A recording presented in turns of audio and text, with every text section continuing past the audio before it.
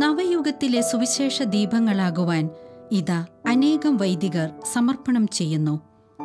ദൈവരാജ്യ വയലിലിതാ ഇവർ തളരാതെ മുന്നേറുന്നു. ഇത് വരാപ്പുഴ രൂപതയുടെ ലേറ്റി കമ്മീഷൻ ഡയറക്ടറും Kaloor Pottakuzhy little flower church വികാരിയുമായ father Martin Thaiparambil.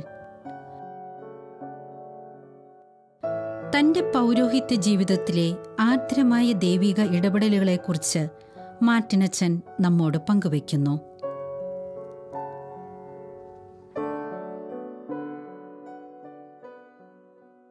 മാർട്ടിനച്ച, Shalom T വിയിലെ ജോഷു എന്ന ഈ പ്രോഗ്രാമിലേക്ക് സ്വാഗതം. Thank you. മാർട്ടിനച്ചൻ, ഫാദർ മാർട്ടിൻ തൈപ്പറമ്പിൽ, വരാപ്പുഴ രൂപതാംഗമാണ്. ഇപ്പോൾ പൊറ്റക്കുഴി, കലൂരിനടുത്ത് പൊറ്റക്കുഴി പള്ളിയിൽ വികാരിയാണ്. അച്ഛൻ്റെ വീട് എവിടെയാണ്? വീട്ടിലാരൊക്കെ ഉണ്ട് എന്നൊന്ന് പറയാൻ പറ്റുമോ? എൻ്റെ വീട് നോർത്ത് പറവൂരിനടുത്ത് മാഞ്ഞാലി എന്ന് പറയുന്ന ഒരു ഗ്രാമമാണ്. വീട്ടിൽ അമ്മച്ചിയുണ്ട്, 2 പെങ്ങന്മാരുണ്ടായിരുന്നു. അവർ രണ്ടുപേരുടെയും കല്യാണം കഴിഞ്ഞു. അപ്പോൾ ഏക ആൺ സന്താനമാണ് അച്ഛനായത്. അതെ. ചുരുക്കം ചില വീടുകളിലാണ് നമ്മളങ്ങനെ കണ്ടിട്ടുള്ളൂ. പക്ഷേ അല്ലേ, വളരെ സന്തോഷം കേൾക്കുമ്പോൾ തന്നെ അച്ഛൻ. തീർച്ചയായിട്ടും. അതുകൊണ്ട് തന്നെ ഈ പൗരോഹിത്യത്തിലേക്കുള്ള വഴിയാത്രയിൽ ചില തടസ്സങ്ങളുണ്ടായിട്ടുണ്ട്. തീർച്ചയായിട്ടും അത് പറയണം അച്ഛൻ. അത്തരം വിശേഷങ്ങളിലേക്ക് പോകണം. അപ്പച്ചൻ മരിച്ചു 5 വർഷമായി അപ്പച്ചൻ മരിച്ചു. 5 വർഷമായി. എങ്ങനെയാണ് ഈ ഒരു ഇങ്ങനെ ഒറ്റ മകൻ അച്ഛനാവാൻ തീരുമാനിച്ചത്? 10ാം ക്ലാസ് കഴിഞ്ഞപ്പോഴാണോ അച്ഛനാവാൻ പോയത്? അതെ അതെ. അപ്പോൾ എങ്ങനെയായിരുന്നു ആ ഒരു ദൈവവിളി ഉണ്ടെന്ന് തിരിച്ചറിഞ്ഞ് ഈ ഒരു പ്രോസസ്സ്? തീർച്ചയായിട്ടും അതിന് പ്രതിസന്ധി ഉണ്ടായി കാണുമല്ലോ. ഞങ്ങൾ അപ്പച്ചനും അമ്മച്ചിയും 3 മക്കളോടങ്ങുന്നൊരു തികച്ചും സാധാരണ ഒരു കുടുംബത്തിലെ അംഗങ്ങളായിരുന്നു ഞങ്ങൾ. അതുകൊണ്ട് തന്നെ ജീവിതത്തിൻ്റെ ഒരു തിരിച്ചറിവായിരുന്നു കർത്താവല്ലാതെ ജീവിതത്തിന് ആശ്രയമൊന്നുമില്ല എന്നുള്ളത്. അതുകൊണ്ട് തന്നെ 2 പ്രധാനപ്പെട്ട കാര്യങ്ങൾ ജീവിതത്തിൽ, കുടുംബത്തിൽ കാത്തു സൂക്ഷിച്ചിരുന്നു. ഒന്നാമത്തേത്, കുടുംബ പ്രാർത്ഥന ഒരിക്കലും മുടക്കുന്ന ഒരു സംവിധാനമില്ല. വളരെ കാർക്കശ്യമായിരുന്നു കുടുംബ പ്രാർത്ഥനയും മറ്റ് പ്രാർത്ഥന കാര്യങ്ങളും. അതോടൊപ്പം തന്നെ എൻ്റെ ഓർമ്മയിൽ ഞാൻ ഏതാണ്ട് 4ാം ക്ലാസ്സിൽ പഠിക്കുന്ന കാലം മുതൽ പിന്നെ കുർബാനയ്ക്ക് നിരന്തരം പോയിരുന്ന ഒരു ഓർമ്മ എനിക്കുണ്ട്. അങ്ങനെ കുർബാന മുടങ്ങിയിട്ടുള്ളൊരു സംവിധാനമൊന്നും വീട്ടിൽ ഞങ്ങൾക്ക് ചിന്തിക്കാൻ പറ്റില്ല. കാരണം അമ്മച്ചി എല്ലാ ദിവസവും എഴുന്നേൽപ്പിക്കും, ഞങ്ങളെ കൊണ്ട് പോകും.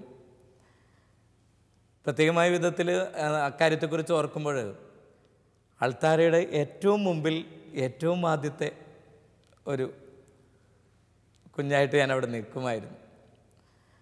അങ്ങനെ അൾത്താര, കുർബാന ഇതൊക്കെ ജീവിതത്തിൻ്റെ ഒരു ഭാഗമായി മാറി. അന്നുള്ള ഏറ്റവും വലിയൊരു ആഗ്രഹമായിരുന്നു ഒരു അൾത്താര ബാലനാകണം എന്നുള്ളൊരാഗ്രഹം.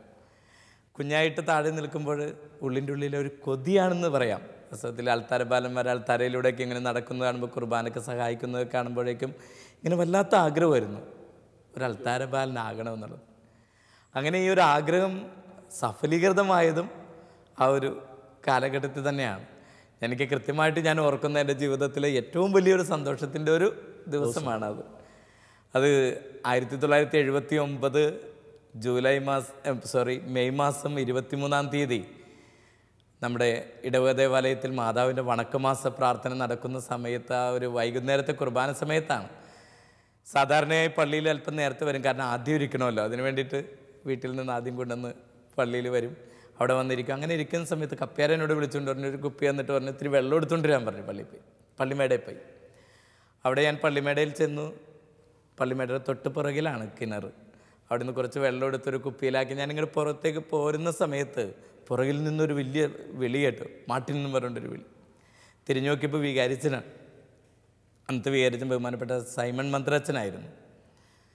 വളരെ കാർക്കശ്യമുള്ളൊരച്ഛനാണ്, പക്ഷെ ഒരുപാട് സ്നേഹമുള്ള അച്ഛനാണ്. അച്ഛൻ വിളിക്കുന്നത് കേട്ടപ്പോഴേക്കും വലിയ സന്തോഷത്തോടൊപ്പം തന്നെ വലിയ പേടിയോടും ബഹുമാനത്തോടും അച്ഛൻ്റെ അടുത്തേക്ക് ഓടിച്ചെന്ന് കഴിഞ്ഞപ്പോൾ അച്ഛൻ അടുത്ത് വിളിച്ച് നിന്നിട്ട് പറഞ്ഞു, നീ ഇന്നോട് കുർബാന കൂടിക്കൊള്ളാൻ പറഞ്ഞു. വല്ലാത്തൊരു സന്തോഷമായിരുന്നു അത്. നാളുകളായിട്ട് ആഗ്രഹിച്ചിരുന്ന ഒരു സംഗതിയാണ്.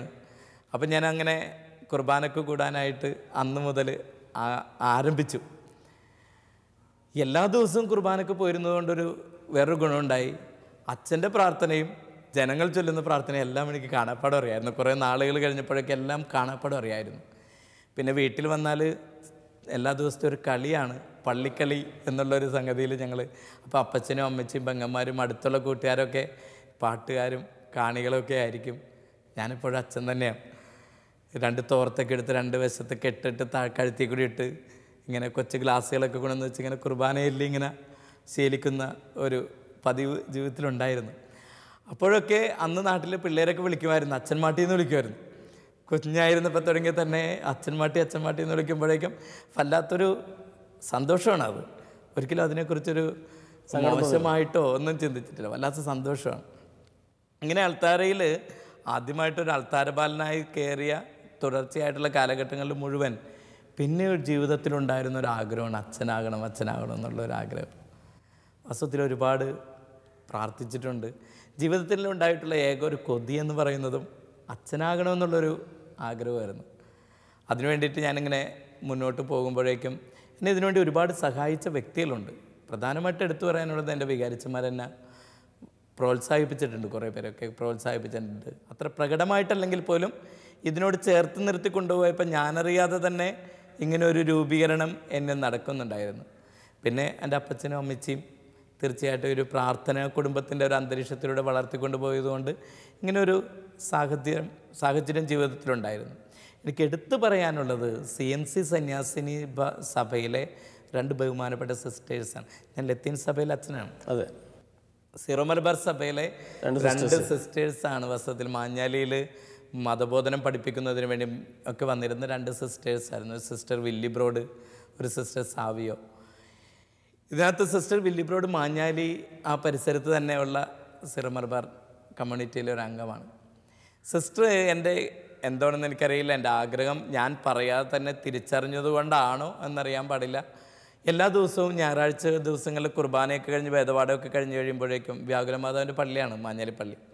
മാതാവിൻ്റെ രൂപത്തിന് മുമ്പിൽ കൊണ്ടുവന്ന് മുട്ടുകുത്തി നിർത്തി വെച്ചിട്ട് എന്നെ കൊണ്ട് ഇങ്ങനെ ചൊല്ലിപ്പിക്കുമായിരുന്നു. വെറുതെ ഇങ്ങനെ പറയുക, എത്രയും തെളിതാവ് എന്നുള്ള പ്രാർത്ഥന ചൊല്ലിപ്പിക്കുമായിരുന്നു. ആദ്യം ഞാൻ ആ പ്രാർത്ഥന ചൊല്ലിക്കഴിയുമ്പോഴേക്കും സിസ്റ്റർ എന്നോട് പറയും, എപ്പോഴും ഈശോനോട് ഇങ്ങനെ പ്രാർത്ഥിക്കാൻ പറയുന്നു, ഈശോയെ അങ്ങയുടെ തിരുശരീരവും തിരുരക്തവും കൈകാര്യം ചെയ്യാൻ എൻ്റെ കരങ്ങളെ നീ ശക്തിപ്പെടുത്തണമെന്ന്.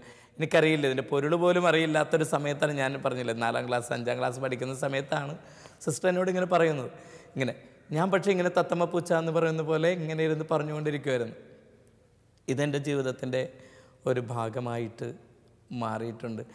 എന്നും ജീവിതത്തിൽ ഇങ്ങനെ അൾത്താരയിൽ കുർബാന കൂടുമ്പോഴും വീട്ടിൽ വന്ന് കളിക്കുമ്പോഴും എല്ലായ്പ്പോഴും ഒരച്ഛൻ ആകണം എന്നുള്ളൊരു സംഗതിയൊക്കെ, അതുകൊണ്ടാണ് പള്ളിക്കളിയുമായിട്ട് ഞങ്ങളിങ്ങനെ കൂട്ടുകാരൊക്കെ ആയിട്ടൊക്കെ നടന്നുകൊണ്ടിരുന്നത്. അന്നൊക്കെ ഉണ്ട് ജീവിതത്തിൽ അച്ഛനാകണം എന്നുള്ള ഒരാഗ്രഹം. അതുപോലെ ഇങ്ങനെ ജീവിതം മുന്നോട്ട് പോകുമ്പോഴേക്കും അതിനുള്ള ചില സാഹചര്യങ്ങൾ വളരെ പ്രകടമാകുന്ന വിധത്തിൽ ഞാൻ ഇന്ന് ഓർക്കുകയാണ്. ഇങ്ങനെ ചില കാര്യങ്ങളൊക്കെ ഉണ്ടായിട്ടുണ്ട്. സ്വാഭാവികമായിട്ടും ഞാൻ 9ാം ക്ലാസ്സിൽ പഠിക്കുന്ന സമയത്താണ് അന്നത്തെ ഒരു പള്ളിപ്പെരുന്നാളിൻ്റെ സമയത്ത് വരാപ്പുഴ അതിരൂപതയുടെ അന്നത്തെ വികാരി ജനറലായിരുന്നു മോൺസിഞ്ഞോർ ഇമ്മാനുവൽ ലോപ്പസ്. ഒരു വിശുദ്ധനായ വൈദികൻ. അദ്ദേഹത്തിൻ്റെ നാമകരണ പരിപാടികൾ അടുത്ത ദിവസം അഭിമന്യ ജോസഫ് കളത്തിപ്പറമ്പിൽ പിതാവ് തുടങ്ങി വയ്ക്കുകയും ചെയ്തു. ഒരു പപ്പാഞ്ഞിയെപ്പോലെ ഇരിക്കുന്ന ഒരു ആംഗ്ലോ ഇന്ത്യൻ വൈദിക ശ്രേഷ്ഠനാണ്. ദീർഘകാലം വരാപ്പുഴ അതിരൂപതയുടെ വികാരി ജനറലായിട്ട് സേവനമനുഷ്ഠിച്ചിട്ടുണ്ട്. അതിന് തന്നെ ആയിരുന്നു അദ്ദേഹത്തിൻ്റെ താമസവും. ഒരു ദിവസം അവിടുത്തെ പെരുന്നാളിന് തുടക്കം കുറിക്കുന്നതിന് വേണ്ടി കൊടി ഉയർത്താനായിട്ട് വന്നു. മാഞ്ഞാലിയിൽ മാഞ്ഞാലിയിൽ അങ്ങനെ കൊടിയുയർത്തലൊക്കെ കഴിഞ്ഞ് ഞങ്ങൾ 12 പേര് ഒരേപോലെ വെള്ള ഷർട്ടും ഒരു ബ്രൗൺ കളറിലുള്ള ട്രൗസറൊക്കെ ഞങ്ങൾക്ക് വികാരിച്ചും തന്നെ തയ്ച്ചു തന്നു. ഞങ്ങൾ 12 പേരിങ്ങനെ നിരന്ന് കഴിഞ്ഞു. അച്ഛൻ കൊടിയേറ്റം കഴിഞ്ഞതിന് ശേഷം ഞങ്ങളുടെ ഇടയിലേക്ക് ഇങ്ങനെ കടന്നു വന്നിട്ട് എൻ്റെ തോളത്ത് കൈവച്ചിട്ട് വികാരിച്ചനോട് പറഞ്ഞു, ഇവന് സെമിനാറിൽ വിടണം കേട്ടോ എന്ന് പറഞ്ഞു. അപ്പോൾ എനിക്കൊന്നും കൂടി അതിൻ്റെ ഒരു ആഗ്രഹം കുറേയും കൂടി. ഞാൻ അന്ന് വീട്ടിലേക്ക് പോയത് എന്തോ അച്ഛനായെന്നുള്ള ഭാവത്തിലാണ് വീട്ടിൽ ചെന്ന് ഞാൻ വീട്ടുകാരോട് പറഞ്ഞു. അപ്പോൾ അമ്മച്ചും അപ്പച്ചനും പറഞ്ഞു, നീ പ്രാർത്ഥിക്ക്, സമയമാകട്ടെ, 9ാം ക്ലാസ്സിലല്ലേ ആയിട്ടുള്ളൂ. പിന്നെ അങ്ങനെ മുന്നോട്ട് പോകാൻ പറഞ്ഞു. ആ ഇടയ്ക്ക് വികാരിച്ചം മാറിപ്പോയി. പിന്നെ പുതിയ വികാരിച്ചം വന്നു. ഞാൻ 10ാം ക്ലാസ്സിലായി. 10ാം ക്ലാസ്സിൻ്റെ ഒരു അവസാന കാലഘട്ടമായപ്പോഴേക്കും ഞാൻ വികാരിച്ചനോട് ഞങ്ങളെപ്പോഴും പറയാറുണ്ട് സെമിനാരി അച്ഛനാവണം എന്ന് പറയുന്നുണ്ട്. പക്ഷെ അച്ഛൻ എന്നെ വിടാനുള്ളൊരു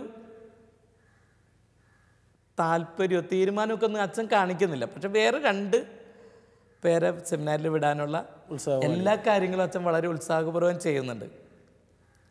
വാസ്തവത്തിൽ എന്നെ വല്ലാതെ സങ്കടപ്പെടുത്തിയൊരു സംഗതി അത്. എന്നെ മാത്രം അച്ഛൻ വിടുന്നില്ല. ഞാൻ വീട്ടിൽ ചെന്നുകൊണ്ട് ഈ സങ്കടമൊക്കെ പറയുന്നുണ്ട്.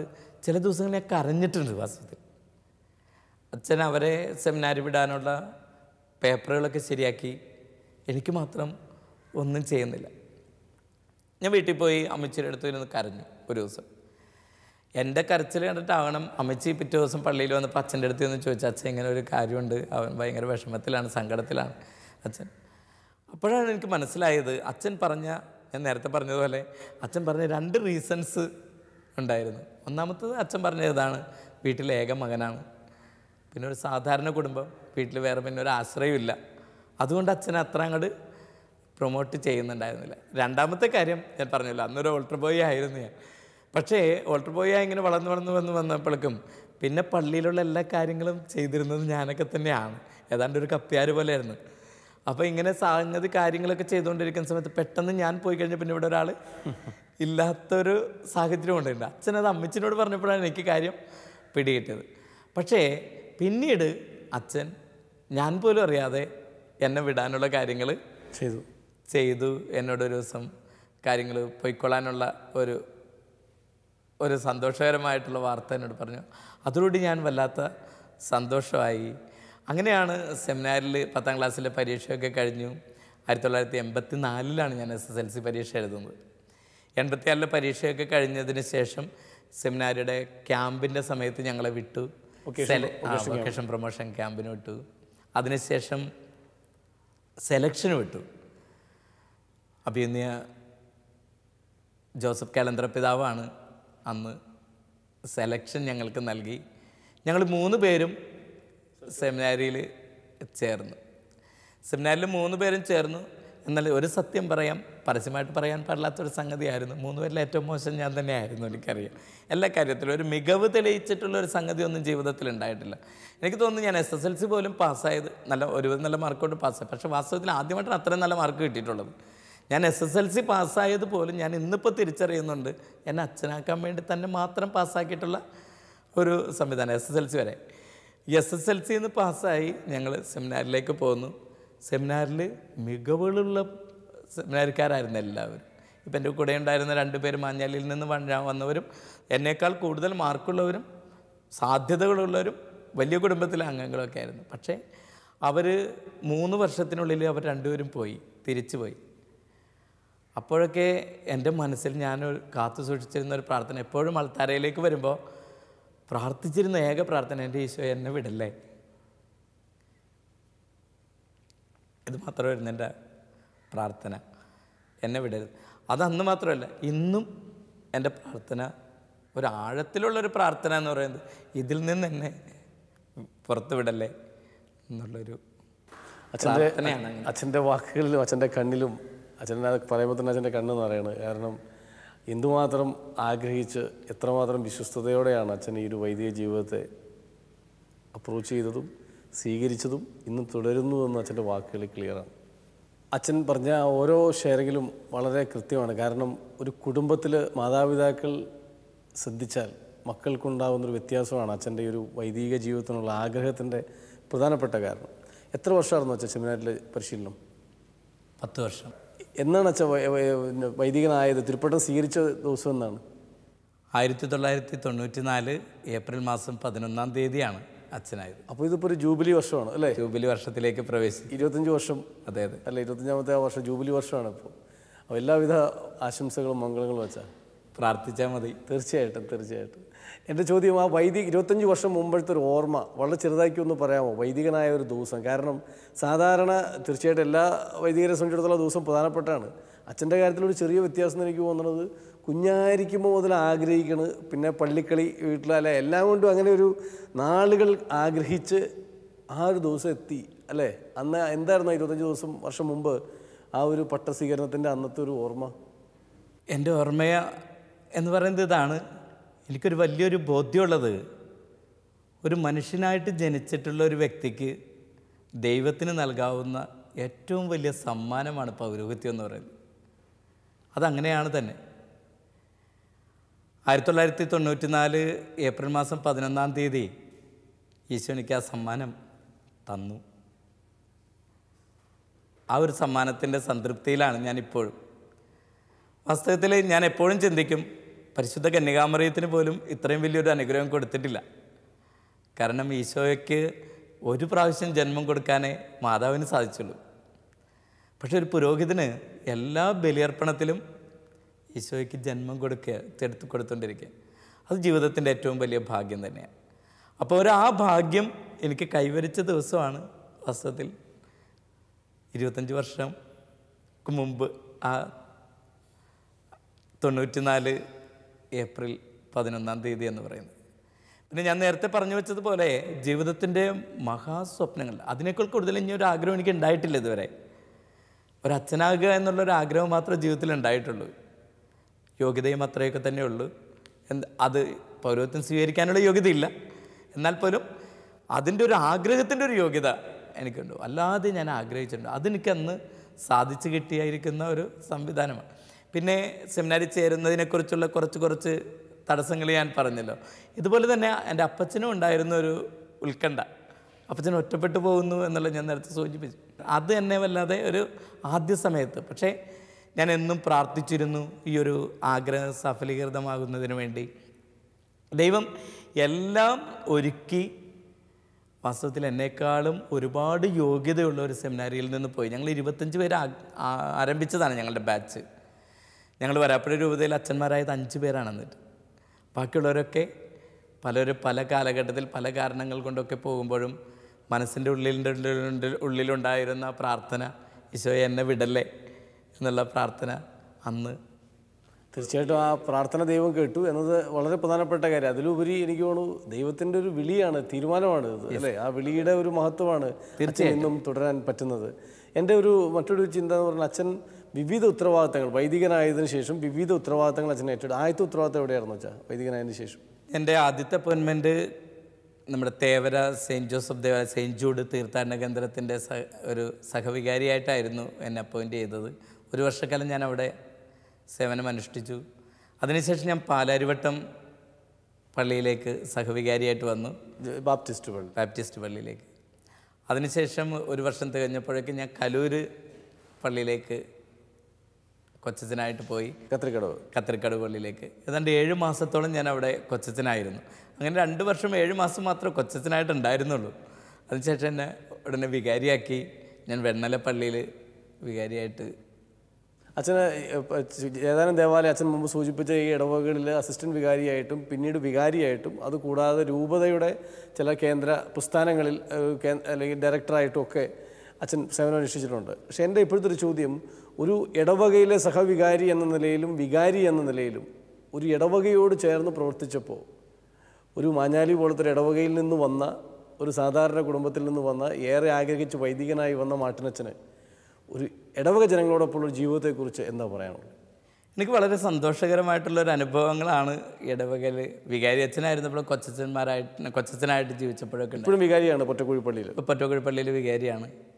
ഈ കാലഘട്ടത്തിലൊന്നും ഞാൻ എൻ്റെ മാക്സിമം ഞാൻ ശ്രമിച്ചിട്ടുള്ളത് ജനങ്ങളോട് കൂടെ നിൽക്കുക, അവർക്ക് അവൈലബിൾ ആകുക എന്നുള്ളത്. അങ്ങനെ വെറുതെ അങ്ങനെ പുറത്തേക്കൊന്നും പോയി നടക്കുന്നൊരു കൂട്ടത്തിലല്ല. ഏതെങ്കിലും പള്ളി കൊണ്ടുപോയി വെച്ചാൽ അവിടെ തന്നെയൊക്കെ തന്നെ ഉണ്ടാകും, അതിന് ചുറ്റിപ്പറ്റി തന്നെ ഉണ്ടാകും. അപ്പോൾ ജനങ്ങൾക്ക് അവൈലബിളായിട്ട് മുന്നോട്ട് പോകുക എന്നുള്ളതായിരുന്നു ഒരു സംഗതി. പിന്നെ ഞാൻ എൻ്റെ പൗരോഹിത്യ ജീവിതത്തെക്കുറിച്ച് ഞാൻ ചിന്തിക്കുമ്പോഴേക്കും ഞാൻ ഒരിക്കലും എൻ്റെ ജീവിതത്തെ മറ്റൊരു പുരോഹിതനുമായിട്ട് ഞാൻ കമ്പയർ ചെയ്യാറില്ല.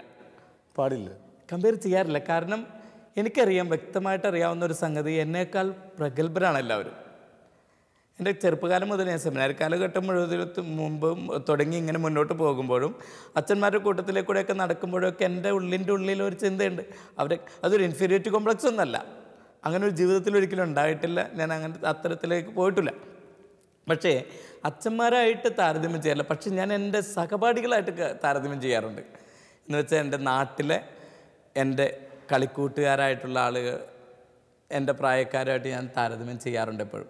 വാസ്തവത്തിൽ ഇന്ന് എന്തെങ്കിലുമൊക്കെ ആവേശത്തോടു കൂടി സഭയ്ക്ക് വേണ്ടി ചെയ്യുന്നുണ്ടെങ്കിൽ, ഒരു ഇടവകയ്ക്ക് വേണ്ടി ചെയ്യുന്നുണ്ടെങ്കിൽ, ചെയ്തിട്ടുണ്ടെങ്കിൽ ആ ഒരു കമ്പാരിസനാണ് വാസ്തവം. കാരണം അവരൊക്കെ പാവങ്ങളാണ്, എല്ലാവരും പാവങ്ങൾ, സാധാരണ പണിക്കാർ, കൂലിപ്പണിക്കാരും കൽപ്പണിക്കാരും ഒക്കെയാണ്. എന്ന് വെച്ച് ഞാൻ തിരിച്ചറിയുന്നൊരു സംഗതി, ഒരു പക്ഷേ ഈശോ എന്നെ വിളിച്ച് ഈ അൾത്താരയിലേക്ക് കയറ്റിയില്ലായിരുന്നെങ്കിൽ ഒരു കൂലിപ്പണിക്കാരൻ, ഏറ്റവും കൂടിപ്പോയ ഒരു കൽപ്പണിക്കാരൻ, ഇതിൻ്റെ അപ്പുറത്തേക്ക് എനിക്കൊരു സാധ്യത അന്നത്തെ കാലഘട്ടത്തിൽ മാഞ്ഞാലിയുടെ സാധ്യത അനുസരിച്ച് വെച്ച് നോക്കുമ്പോൾ ഇല്ല. അങ്ങനെയുള്ളൊരു സംവിധാനത്തിൽ നിന്ന് ഈശോ എന്നെ വിളിച്ചപ്പോൾ ഈ എൻ്റെ സ്നേഹിതരായിട്ടുള്ള മനുഷ്യർ ഒരു ദിവസം എടുക്കുന്ന അധ്വാനവും അവരുടെ ജീവിതവും കുടുംബവും മുന്നോട്ട് കൊണ്ടുപോകാൻ വേണ്ടിയിട്ട് അവരെടുക്കുന്ന ആ സ്ട്രെയിനും മാനസികമായ പിരിമുറുക്കങ്ങളും ഇതൊക്കെ അവർ ഒരുപാട് എടുക്കുന്നുണ്ട്. എന്നാൽ പിന്നെ ഒരു പുരോഹിതനായിട്ടുള്ള ഞാൻ തത്തുല്യമായിട്ട് അല്ലെങ്കിൽ പോലും എൻ്റെ ജീവിതം ജനങ്ങൾക്ക് വേണ്ടി അധ്വാനിക്കണമെന്ന് ഞാൻ എപ്പോഴും ചിന്തിക്കാറുണ്ട്. ഞാൻ എപ്പോഴും എൻ്റെ ഇടവക്കാരോടൊക്കെ ചിലപ്പോൾ ഇങ്ങനെ വന്ന് ചോദിക്കുമ്പോൾ എന്നോട് ആൾക്കാർ ചോദിക്കും, അച്ഛൻ എന്താണ് ഇങ്ങനെ കിടന്നുകൊണ്ട് ഒരുപാട് അധ്വാനം. ഞാൻ അവരോട് പറയും, ഇവിടെ വന്നില്ലായിരുന്നെങ്കിൽ, ഈ ആൾക്കാർ എനിക്ക് കിട്ടിയില്ലെങ്കിൽ ഞാനൊരു കൂലിപ്പണിക്കാരനായേനെ. അത്ര ഇതിൽ കൂടുതലൊന്നും യാതൊരു വിധത്തിലുള്ള മികവോ കുലമഹിമയോ ഒന്നും എനിക്കില്ല. ഇന്ന് എന്തെങ്കിലും ഉണ്ടെങ്കിൽ ആൾക്കാരുടെ വളക്കിൽ നിന്ന് കിട്ടിയേക്കണത് മാത്രമേ ഉള്ളൂ, അല്ലാത്തൊന്നുമില്ല. അതുകൊണ്ട് ഇങ്ങനെ ജനത്തോടു കൂടെ ആയിരിക്കാം, ആരെയും ബുദ്ധിമുട്ടിക്കാതിരിക്കുക എന്നുള്ളത് എൻ്റെ ഒരാൾ കടന്നു വരുമ്പോഴേക്കും ഞാൻ ചിന്തിക്കും എന്താണ് അവർക്ക് ചെയ്യാൻ. മാക്സിമം ഞാൻ എന്നെ തന്നെ ഒന്നങ്ങോട്ട് പതുക്കെ ഒന്ന് താഴ്ത്തി വെക്കും. ഞാൻ എപ്പോഴും ചിന്തിക്കുന്നത് എങ്ങനെ, നമ്മളൊന്ന് താഴ്ന്നാൽ, അല്പം ഒന്ന് താഴ്ന്നാൽ ചിലപ്പോൾ വലിയ നന്മ ഉണ്ടാകാൻ സാധിക്കും നമ്മുടെ സമൂഹത്തിൽ. അങ്ങനത്തെ ഒരു ചിന്തയോടുകൂടിയാണ് കാര്യങ്ങൾ പ്രവർത്തിക്കുന്നത്. അച്ഛൻ പറഞ്ഞ വാക്ക് ഒരു പങ്കുവച്ചതിൽ തന്നെ അവൈലബിലിറ്റി മാക്സിമം മറ്റുള്ളവർക്ക് സംലഭ്യനാവുക എന്ന് പറയുന്നത് വളരെ വളരെ പ്രധാനപ്പെട്ടൊരു കാര്യമാണ്. പ്രത്യേകിച്ച് ഒരു പാസ്റ്ററൽ ജീവിതത്തിൽ അല്ലെങ്കിൽ ഈ ഒരു വൈദിക ജീവിതത്തിൽ ഏറ്റവും പ്രധാനപ്പെട്ടൊരു കാര്യം. പിന്നെ അച്ഛൻ ആ കമ്പയർ ചെയ്ത് പറയുന്ന ഒരു രീതി വളരെ വളരെ രസമായിട്ട്, ഒരു ഹൃദ്യമായിട്ട് എനിക്ക് തോന്നി. അത് ഞാൻ എപ്പോഴും ചിന്തിക്കുന്ന ഒരു കാര്യമാണ്. അച്ഛൻ പറഞ്ഞതിൻ്റെ മറ്റൊരു വശം എന്ന് വെച്ചാൽ അച്ഛനും ഒരു കൂലിപ്പണിക്കാരൻ തന്നെയാണ്, പക്ഷേ ദൈവത്തിൻ്റെ കൂലി മാത്രം പ്രതീക്ഷിച്ച് അധ്വാനിക്കുന്ന ഒരു വൈദികനാണ്. ആ ഒരു അധ്വാനിക്കാനുള്ള മനസ്സ് ഒരു വൈദികന് എന്നും ഉണ്ട് എന്നുള്ളത് ശ്രേഷ്ഠമായ കാര്യം തന്നെയാണ്. അച്ഛൻ, ഒരു സംശയമില്ല. പറഞ്ഞു കേൾക്കുമ്പോൾ തന്നെ നമുക്കൊരു ആവേശം തോന്നുന്നത്. അതോടുകൂടി തന്നെ ഞാൻ എപ്പോഴും ചിന്തിക്കുന്ന ഒരു സംഗതി ഇതാണ്, പുരോഹിതനായിരിക്കുമ്പോൾ ഈ വേഷത്തിൽ തന്നെ ആയിരിക്കുക അവരുടെ കൂടെ എന്നുള്ളത്. സാധാരണ ഞാൻ ചെയ്യുന്നത് രാവിലെ 5:40 ആകുമ്പോഴേക്കും ഞാൻ പള്ളിയിൽ ചെല്ലും. 6:15 ഇപ്പോഴത്തെ കുർബാന. എന്നാൽ പോലും ഒരു 5:40 ഞാൻ പള്ളിയിലുണ്ടാവും. ആ പള്ളിയിലേക്ക് പോരാൻ വേണ്ടിയിട്ട് വസ്ത്രം എടുത്തിട്ട രാത്രി കിടക്കാൻ നേരത്തല്ലാതെ ഞാനിത് ഊരാറില്ല. എനിക്ക് തോന്നുന്നു എൻ്റെ ഇടവക്കാർ ആരും തന്നെ ഒരു പാൻറ് ഷർട്ട് ഇട്ട് പുറത്ത് കണ്ടിട്ടുണ്ടെന്ന് എനിക്ക് തോന്നുന്നില്ല. അത് ആൾക്കാർ ഒരുപാട് പറയും. പക്ഷേ അതിൻ്റെ പുറകിലൊരു കാര്യവും ഞാനും ചോദിക്കാൻ വരുന്നത്, കാരണം ഒരു അച്ഛൻ തീർച്ചയായിട്ടും ലോഹയിലായിരിക്കുന്നത് കൂടുതൽ നല്ലതാണ്. എന്നാലും എന്താണ് അച്ഛനെ ഇങ്ങനെ കൊതി മാറാത്തതുകൊണ്ട് 8 കൊതി മാറാത്തതാണ് ഒരു വിധത്തിൽ പറഞ്ഞത്. വാസ്തവത്തിൽ സത്യം അതാണ്. പിന്നെ അതിൻ്റെ പുറകിൽ മറ്റൊരു കാര്യവും കൂടി ഉണ്ട്. ഞാൻ കൊച്ചച്ഛനായിരുന്നപ്പോൾ ഒരു ഇൻസിഡൻ്റാണ്. തീരെ കൊച്ചച്ഛനായിരുന്ന സമയത്ത് ആദ്യത്തെ ഒരു വർഷ കാലഘട്ടം ആയപ്പോഴേക്കും ഒരു ദിവസം ഞാൻ എൻ്റെ വീട്ടിലേക്ക് പോയി. അപ്പോൾ 2 വീലറിനാണ് പോകുന്നത്. എല്ലാവരും മിക്കവാറും കമ്പയർ ചെയ്യാൻ പാടില്ല, എന്നാൽ പോലും പലരും സൗകര്യാനുസൃതം ലോകയൊക്കെ മടക്കി വെച്ച് വണ്ടിക്ക് പോകുന്ന പോലെ ഞാൻ അന്നൊരു ദിവസം വീട്ടിലേക്ക് ചെന്നു. വീട്ടിലേക്ക് ചെല്ലുമ്പോഴേക്കും ഞാൻ കാണുന്ന അപ്പച്ചൻ വരാന്തയിൽ ഇരിക്കുന്നുണ്ട്, അമ്മച്ചി വേണ്ടി പുറകിൽ നിൽക്കുന്നുണ്ട്. അപ്പോൾ ഞാൻ ചെല്ലുന്നുണ്ടെന്ന് വിളിച്ച് പറഞ്ഞിട്ടാണ് ചെല്ലുന്നത്. അങ്ങനെ ചെല്ലുമ്പോൾ ഞാനൊക്കെ ചെല്ലുമ്പോൾ അപ്പച്ചൻ വല്ലാത്ത സന്തോഷമാണ്. കാരണം അവിടെ വേറെ ആരും ഇല്ലാത്തതുകൊണ്ട് നമ്മൾ ചെല്ലുമ്പോൾ ഭയങ്കര സന്തോഷം. പക്ഷെ ഞാൻ അങ്ങോട്ട് പടി കടന്ന് അങ്ങോട്ട് കയറിയപ്പോഴേക്കും അപ്പച്ചൻ ഇരുന്നിരുന്നിടത്ത് എഴുന്നേറ്റ് അകത്തേക്ക് പോയി. അതെന്നെ വല്ലാതെ ഒന്ന് വിഷമിപ്പിച്ച്. എനിക്കറിയില്ല എന്താണെന്ന് എനിക്കറിയില്ല. ഞാൻ അമ്മച്ചിനോട് പോയി ചോദിച്ചു. എന്നിട്ട് അമ്മച്ചിനോട് ഞാൻ അപ്പച്ചൻ്റെ അടുത്തേക്ക് വന്നു. അപ്പച്ചൻ അന്ന് എന്നെ വഴക്കൊന്നും പറഞ്ഞില്ല, മറിച്ച് അടുത്ത് വിളിച്ച് നിർത്തിയിട്ട് എന്നോട് പറഞ്ഞു, മോനെ എനിക്ക് പട്ടാളക്കാരനെ കാണണ്ട. തനി നാടൻ ഭാഷയിലാണ് പറഞ്ഞത്. നിന്നെ ഈ വേഷത്തിൽ കാണാനായിരുന്നെങ്കിൽ നീ സെമിനാരിൽ പോകണ്ടായിരുന്നു. അപ്പച്ചൻ മരിച്ചുപോയി. വലിയ ആഴങ്ങളുള്ള തിയോളജി ഒന്നും അല്ല, വിദ്യാഭ്യാസ യോഗ്യതയൊന്നുമില്ല. പക്ഷേ അപ്പച്ചൻ എന്നോടെന്താന്ന് പറഞ്ഞത്, എനിക്ക് പട്ടാളക്കാരനെ കാണണ്ട, എനിക്ക് ഒരു അച്ഛനായിട്ട് തന്നെ കണ്ടാൽ മതി. ഞാൻ സെമിനാരിൽ ചേരുന്നതിൻ്റെ കാര്യത്തെക്കുറിച്ച് പറഞ്ഞപ്പോൾ ഞാൻ സൂചിപ്പിച്ചായിരുന്നു അപ്പച്ചന് ആദ്യം ഒരു വിഷമം. പക്ഷേ അന്ന് ഞാൻ സെമിനാരിലേക്ക് പോകുന്ന അന്ന് അതും എൻ്റെ ഓർമ്മയിൽ കിടക്കുന്ന ഒരു സംഗതിയാണ്. ഒരു പെരും മഴ സമയത്താണ് ഞാൻ പോകുന്നത്. ഒരു ജൂലൈ 16-ാം തീയതി 1984 ഞാനിവിടെ വീട്ടിൽ നിന്ന് ഇറങ്ങാൻ സമയമായപ്പോഴേക്കും അപ്പച്ചൻ കരഞ്ഞ് എന്നെ കെട്ടിപ്പിടിച്ച് ഒരു ചുംബനം തന്നുകൊണ്ട് എന്നോട് അപ്പച്ചൻ പറഞ്ഞു, നല്ല അച്ഛനായിരിക്കണം കേട്ടോ. ഞാനത് കേട്ട് ഇറങ്ങിപ്പോന്നതാണ്. പിന്നെ ഈ ഉടുപ്പിടാതെ ഒരു ദിവസം വീട്ടിൽ ചെന്നപ്പോഴുണ്ടായ അപ്പച്ചൻ്റെ പ്രതികരണം, അന്ന് ഞാൻ തീരുമാനമെടുത്തു, ഇനി ഒരിക്കലും അത്ര എക്സ്ട്രീം നീഡല്ലാതെ ഉടുപ്പ് മാറി ഒരിക്കലും ഒരാളുടെ മുമ്പിൽ പ്രത്യക്ഷപ്പെടില്ല എന്നുള്ളൊരു തീരുമാനം എടുത്തു. അമ്മച്ചിയും വീട്ടിലുള്ളവരൊക്കെ ആണെങ്കിലും ഇടവക്കാർക്കൊക്കെ ആണെങ്കിലും ഒരുപാട് സന്തോഷമുണ്ട് ഇങ്ങനെ നടക്കുന്ന കാണുമ്പോൾ. തീർച്ചയായിട്ടും അച്ഛൻ, അത് അവരുടെ സന്തോഷം മാത്രമല്ല, അതൊരു പ്രധാനപ്പെട്ട കാര്യമാണ്. അച്ഛൻ പറയുമ്പോൾ തന്നെ നമുക്കത് മനസ്സിലാവുന്നത്. കാരണം അപ്പച്ചൻ പറഞ്ഞതാണ് അച്ഛൻ്റെ ഒരു പ്രചോദനം എന്നുള്ളത് ഏറ്റവും സന്തോഷമുള്ള കാര്യം. പക്ഷേ ഇത് നൽകുന്ന ഒരു സംരക്ഷണം, ഇത് നൽകുന്ന ഒരു പ്രൊട്ടക്ഷൻ, ഇത് മറ്റുള്ളവർക്ക് കൊടുക്കുന്ന ഒരു വലിയ മതിപ്പ്, അത് വളരെ വളരെ പ്രധാനപ്പെട്ട കാര്യമല്ലേ. ജീവിതത്തിൽ ഒരുപാട് കുറവുകളൊക്കെ ഉണ്ട്. പക്ഷെ എന്നാൽ പോലും ഇതിൻ്റെ ഉള്ളിൽ നടക്കുക എന്ന് പറഞ്ഞാൽ ഏതെങ്കിലും വിധത്തിൽ ഒന്ന് ഊരിയിട്ടൊന്ന് പുറത്തേക്ക് പോകേണ്ട വരുമ്പോൾ അപ്പോഴാണ് എനിക്കൊരു അസ്വസ്ഥത ഉണ്ടാവുള്ളൂ. ഇങ്ങനെ പോകണമെങ്കിൽ എനിക്കൊട്ടും അസ്വസ്ഥതയില്ല, സന്തോഷമുള്ളൂ എനിക്ക്. ഞാൻ അച്ഛനെ ഇപ്പോൾ ഒരു കുറവെന്ന് പറഞ്ഞപ്പോഴാണ് ഞാൻ ചോദിക്കാൻ മനസ്സിലിങ്ങനെ തേട്ടി വന്നൊരു ചോദ്യം എൻ്റെ ഉള്ളിലിങ്ങനെ നിൽക്കുമ്പോഴാണ് വളരെ ആഗ്രഹിച്ച് അച്ഛൻ ഒരു വളരെ ഒത്തിരി കാത്തിരുന്ന വൈദികനായ ആളാണ് മാർട്ടിനച്ഛൻ. അച്ഛൻ്റെ ജീവിതത്തെക്കുറിച്ചും വൈദിക ജീവിതത്തെക്കുറിച്ചൊക്കെ പറയുമ്പോൾ ഒക്കെ അച്ഛൻ്റെ ആ ഒരു തീവ്രത നമ്മൾ കണ്ണുകളിലും വാക്കിലും ഒക്കെ കാണുന്നുണ്ട്. 25 വർഷമായി.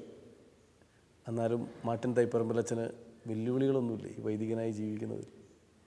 ജീവിതത്തിൽ വല്ലാത്ത വെല്ലുവിളികൾ എന്ന് പറയുന്ന വ്യക്തിപരമായിട്ട് അങ്ങനെ വലിയ പ്രശ്നങ്ങളിലൊക്കെ ഒന്നും പോയിട്ടില്ല വാസ്തവത്തിൽ. പിന്നെ സാധാരണമായിട്ടുള്ള ഇപ്പം ഞങ്ങളാരും മാലാകൂട്ടത്തിൽ നിന്ന് വന്നേക്കണതല്ലല്ലോ, തനി പച്ചയായ മനുഷ്യർ.